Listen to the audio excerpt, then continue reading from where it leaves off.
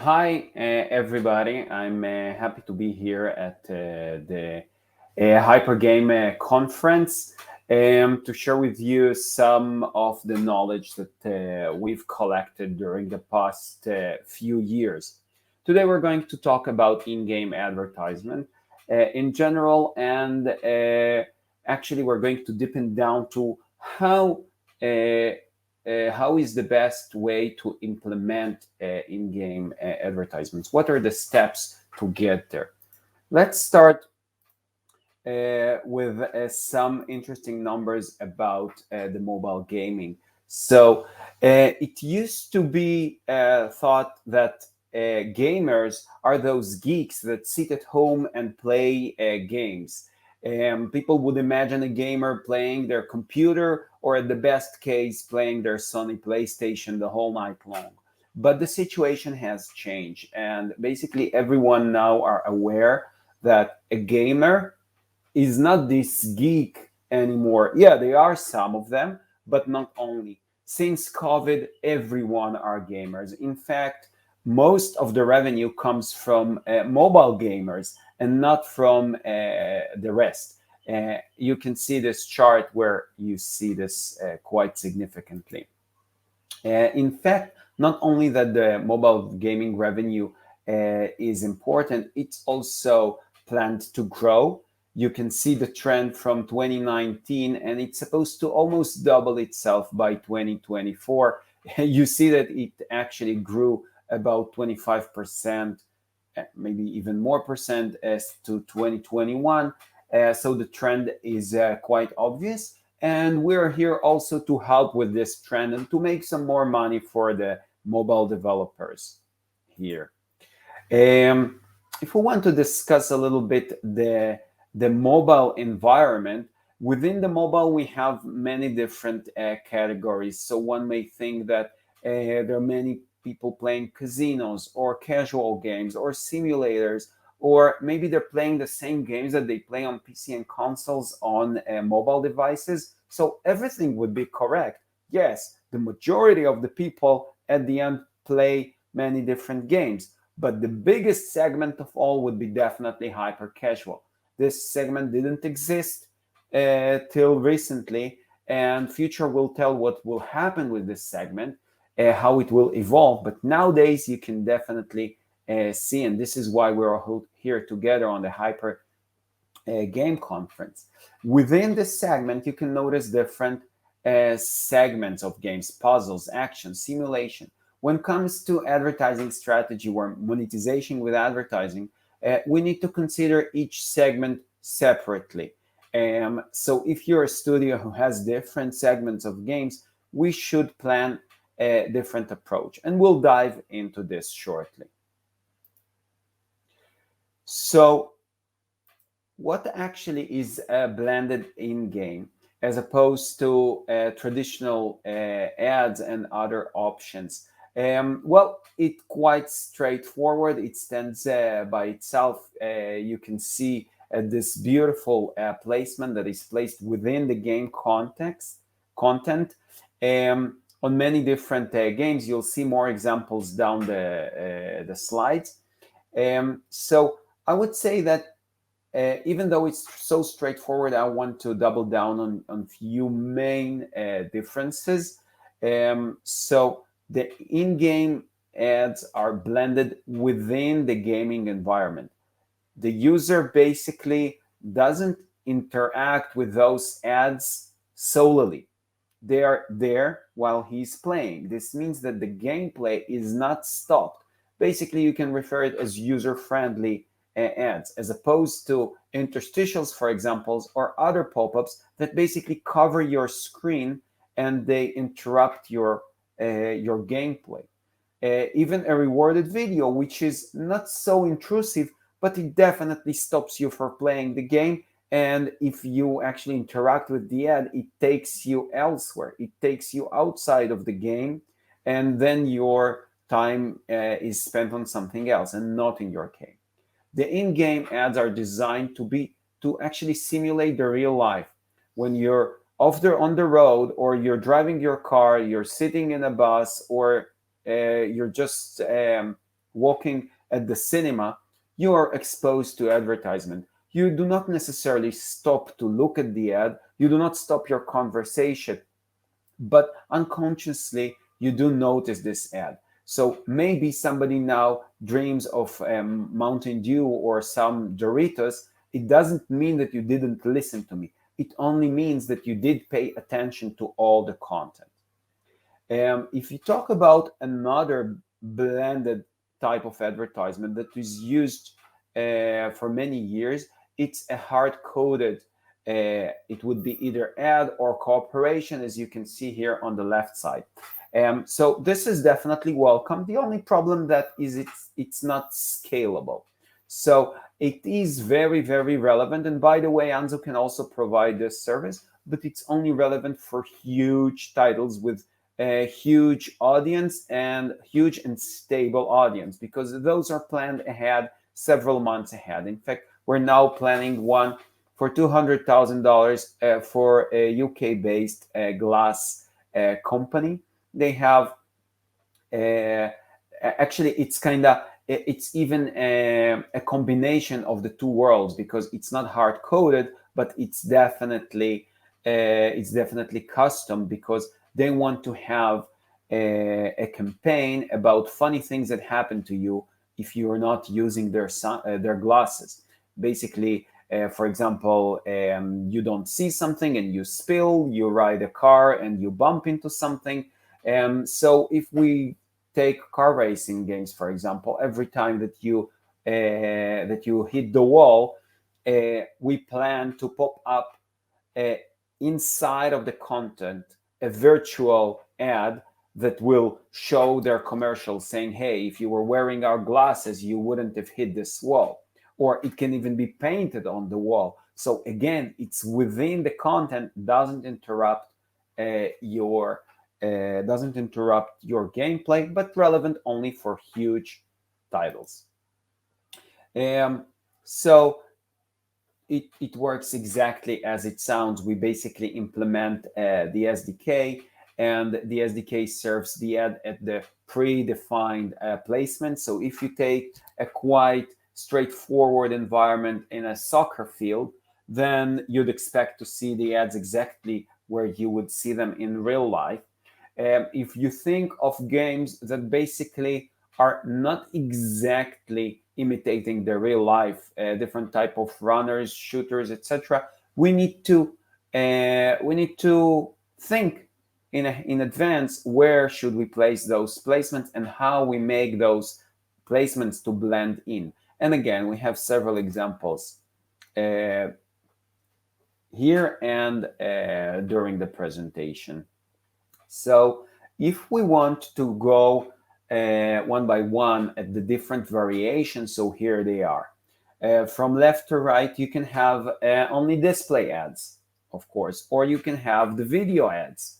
In fact, at ANZU, it's the same placement, but it prioritizes the ad by price and different other calculations. And you can enable or disable a video ad on the same placement. So for example, in some cases, a video ad would fit perfectly. On other cases, basically, it will simply won't be relevant, because if the user is exposed for this placement for only a fraction of seconds, then it won't be able to play the video. And it's not something that we want to charge for our advertisers, so this wouldn't be relevant. I'll get to talk about measurements and viewability later on.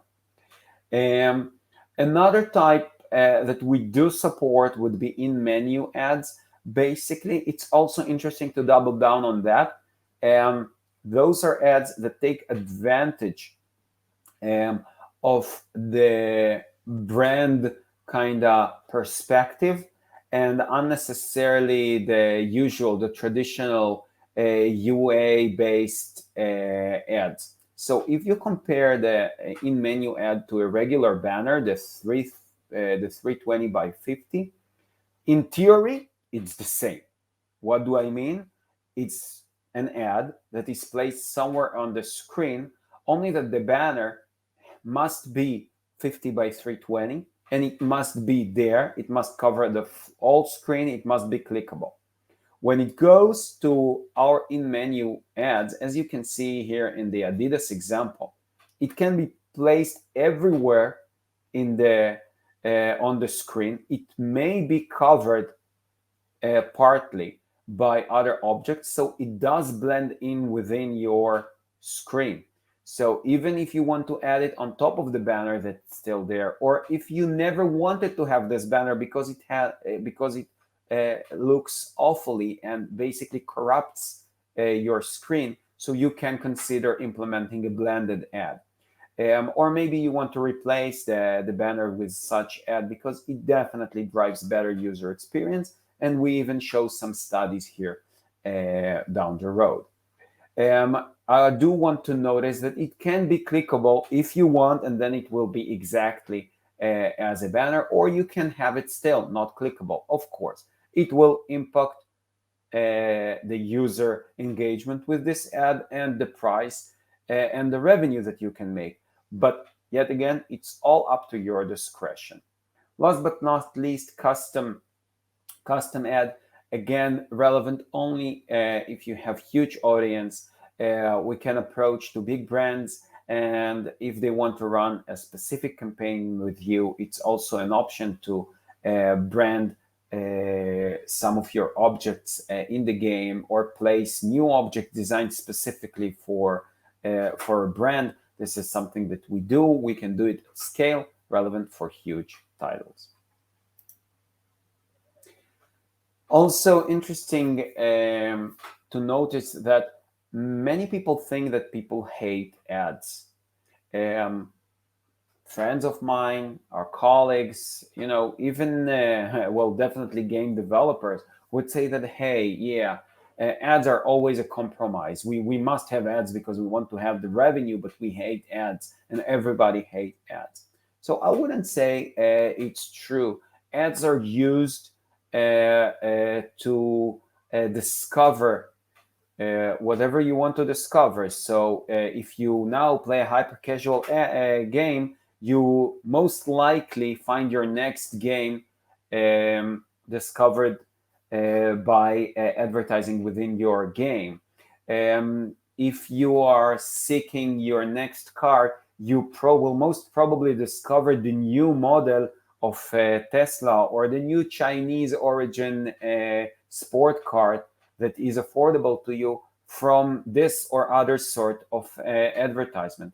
So at the end, people do not hate ads. They hate ads that disrupt them. They don't want nobody to stop their video or their game or their podcast to watch an ad. But when the ad is there and they can decide to pay attention to this ad, they don't mind to have this ad. So this is an example actually of a very interesting implementation. This is not a video, but if you would play this game, you would see that basically the ad follows the bike rider. So the ad is there, you have your experience, you're totally exposed to those crisps, and it doesn't interrupt you. Both loved by players and advertisers. Another option, in this case, the ads wouldn't necessarily move with the players. You can duplicate those ad placements, so the ads will appear again and again on the track. And this way, by the way, you will get this viewable impression. If I already mentioned that, so viewable impression is an impression that guarantees to the buyer that this impression was viewed. It's totally different from the traditional ads that we're used to have. For example, a banner. A banner is viewable, the 320 by 60 by 50, or an interstitial. It's 100% viewable. There's no other way. Okay, so the viewability is not an issue here. What is being measured is the clickability. What is the CTR on your banner? How much the user interacts? So here, The interaction is with your eyes. Therefore, you want to measure viewability. How long this impression was shown on your screen, what size it was, meaning how many pixels of the screen it caught, at which angle, and how much of this ad was exposed. Because again, you can see that the motorcycle rider actually blocks part of it with his head, but in certain camera angles, he can even block the whole thing. So it's all right. There are certain definitions. For example, it should be exposed for 2 seconds. For at least 50% of the creative should be shown at a certain angle, and it should be of a size of certain percentage of the screen. Here is another implementation, sort of. This is also driving, but this is kind of runner mechanics. You'll see many examples of those, especially popular in the hyper-casual games. Here are some more examples of different running mechanics. You can see here fashion bottle and tiles hop and trivia race, with different examples of how to implement those ads. You can also pay attention that here in the example of the carpet roller, actually, you see the galaxy, that there are more and more placements down the road. So just like in real life, if you're looking at your road, objects become smaller. So here again, objects become smaller. So the viewable impression would be basically only the first one here. But as you move forward in the game, the other become viewable, and altogether it accumulates those 2 seconds that we talked about. And after it gets to 2 seconds, it will be counted as an impression. By the way, at ANZU, we will not immediately shift and show another ad, because we don't want this to appear as blinking to the player. So we will wait several seconds, up to 15 seconds total time, and then we will refresh and start showing another ad. So then you'll see the ad changing. Several additional examples. Here on the waters on the right, you can see that when you don't have a place to actually stick a billboard, there are other creative ways to set an ad that it will blend in. Otherwise, how would this McDonald's ad will get there in the middle of the screen? Yet again, doesn't interrupt the user, drive additional revenue. On the other hand, when you have a 3D map, you are able to easily stick 3D billboards and present sprite, which is definitely relevant when you build a pizza place, right? Same goes with Fanta here and other runners. Here you can take a look at what different publishers say and how they perceive in-game ads. I believe that it's possible to share this presentation, so you'll be able to also get the examples and read those testimonials. A case, it's not a case study, a study that we ran, we asked different questions, different gamers in the industry, and the bottom line was that 2/3 of gamers welcome marketing investment into gaming in principle. Okay, basically we wanted to check whether gamers accept or do not accept ads in their games. Okay, so honestly, I don't think that anyone would say, yes, I want ads in my games. But if you need to think, okay, what do I prefer, to pay for a game or to have ads in your game, then you know for sure that the obvious answer is I prefer to have ads. You all have options for no ads in your games, and you know that the percentage who chooses this option is very low. Here you can also see results of what exactly they prefer. So for example, yes, if they can help to keep the price of games down, you see, or to realistic product placements. Okay, now we actually get to the essence of it. According to the timer here, I have at least 5-6 more minutes before the questions. So feel free to submit your questions if you have any. If not, I'll be answering potential questions here. So how do I implement in-game ads effectively? So first of all, we need to plan in advance. Planning in advance, the best scenario is planning in advance while building your app. But if your app is already, your game is already built, then okay, you can basically redesign and rethink where and how to place those ads. Again, subgenres are important. You saw many examples of racing, many examples of runners. We can envision different 3D environment games. Also, all those games that have meta games within them. And everywhere you have a map, a progress map. Think that this map is actually your property as well. You can have an ad there. And even rewarded impressions. So think that you can give tasks to your users within the game, that those tasks would lead them to stand in front of a billboard and to watch either a display ad or a video ad. And for that, you can reward them. So even if it's a shooter game, for example, you can make it interesting by, hey, your goal is to survive under fire while watching or being exposed to this ad, and for that you will get this and that reward.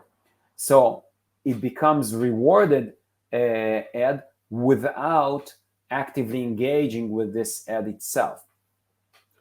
Quite interesting, don't you think? Make your game attractive to advertisers. So many people do not think about it at all. What would be attractive for advertisers? How do I make a game that would be attractive not only for players to play, but also for advertisers to pay? Think about it. When somebody builds a restaurant, they think about how it will look to the users, or even they think how they will brand this restaurant. So the same goes to games. Violence is a big thing to advertisers currently. Many advertisers do not want to touch anything violent. So when you think of violent aspects of your game, you should rethink that, while keeping in mind that, for example, blood is definitely unacceptable by advertisers. If you have this motorcycle game, but then in the game 2 motorcycles should hit each other and tear apart, it also wouldn't fit all the advertisers, and it will make your fill rates and eCPMs go down. So of course you can choose to have a violent game, but then you need to rethink your advertising strategy, monetization strategy. Brand safety goes again to either advertisement or other stuff that could relate to brands. We can double down on that on another session if you like. And programmatic advertising. So I'm pretty sure that all of you already heard about programmatic. More and more of the programmatic entering to the traditional UA-based advertisement. So if a few years ago the whole market was dominated by non-programmatic ad networks such as Uploven, Vungle, Iron Source, etc., especially with the recent acquisitions, it's all mixed and matched. So now basically all those companies have their own programmatic solutions. Would it be Uploven who bought Mopub, who bought how they called? Oh, I lost this. So if somebody wants to help me here, the DSP that Mopa bought that helps them to make their user acquisition programmatically. It will be cool. Also, Vungle bought, not Vungle, Liftoff bought Vungle, who also became now programmatically all together. And in general, we can say that so much of the budgets are now working programmatically, so we need to understand that. But the interesting part is that the whole programmatic began with the advertisement of the brands. So the programmatic world is not new to the brands, and the brands use programmatic abilities to track, measure, and target your audience. So you cannot you cannot dismiss programmatic. You need to remember that. After the integration itself, it's not optimized since the get-go. You need to be prepared for several optimization cycles. The good part is that every optimization cycle will bring additional cash to you. It will increase performance by several %, which is nice. And optimization could be even done by using your own data. If you have a heat map of your game, then down the road, you can place placements where you know the users are going. You can change the game accordingly. You can plan this rewarded placement as we discussed, and then direct the users there. But if you see that they're not going there, then you will change it accordingly to this. Access to brand revenue. Regarding this, I want to mention one important thing, GDPR. I know that GDPR is a pain in the ass to everyone, but the brands insist on having a GDPR string the way IAB designed. Basically, it means to send a TCF 2.0 string that is being generated by your own consent management solution, which you should consider to implement in order to gain on your European traffic. And last but least, you want to be able to scale your integration. If you have many apps, there are certain ways to scale those integrations. Very, very shortly, one of the ways is to integrate the SDK into your advertisement model, and then already provide it to your studios, to the developers while it's integrated, and then the developer only needs to define the placements. This is one practice. Another practice would be just to learn in-house how to integrate the SDK and have all the studios submitting the game for integration of the SDK in your publishing house. This is in respect to that. Okay, so basically we covered everything. Do we have any questions? I think we have questions, and all the questions you can answer in our public chat. Just type in the answers for them, because for now I think we are ready to announce the next speech. So Lev, I'd like to thank you again and invite you to enjoy the rest of the conference. Thank you very much. Thank you too.